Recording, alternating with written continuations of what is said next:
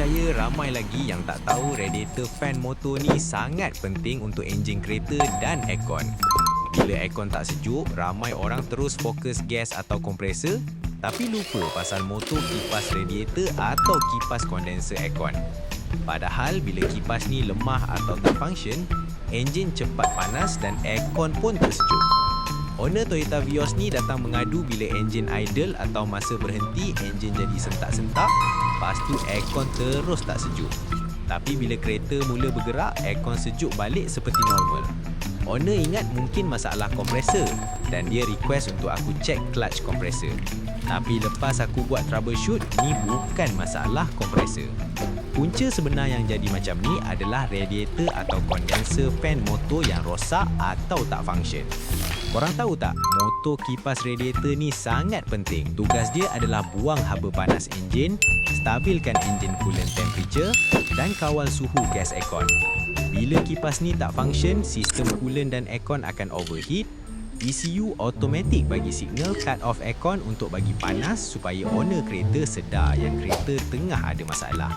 Ni basically a protective feature. Feature ni ada dalam kereta baru sekarang, especially yang guna computer box. Masalah ni sebenarnya sangat serius. Nampak macam hal kecil, tapi satu kipas je boleh rosakkan enjin. Kipas ni bukan sahaja boleh rosakkan aircon, tapi juga boleh merosakkan enjin kereta korang. Kalau motor kipas radiator atau aircon rosak, just tukar je. Jangan ragu, nak save kereta korang daripada kerosakan lebih besar. Tapi apa pun, korang kena check bagi confirm dulu sama ada motor kipas betul-betul rosak atau sistem wiring relay yang bermasalah. Untuk motor kipas ni, aku guna original Toyota.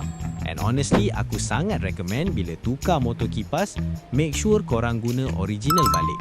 Sebab motor kipas original RPM dia tinggi dan lebih stabil. Bila RPM cukup, haba panas enjin dan kondenser boleh dibuang dengan cepat, so engine temperature dan aircon pressure jadi lebih stable.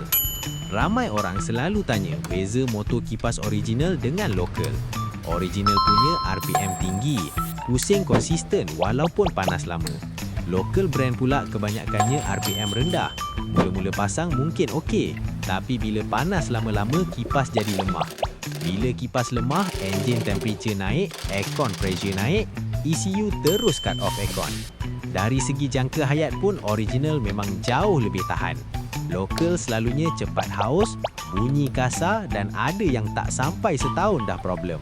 Sebab tu untuk komponen penting macam ni, aku memang tak recommend nak save. Original mahal sikit, tapi dia protect engine dan aircon untuk jangka panjang. Untuk kes ni, aku boleh save customer beribu-ribu ringgit. Sebab lepas aku troubleshoot, rupanya cuma fan motor sahaja yang rosak.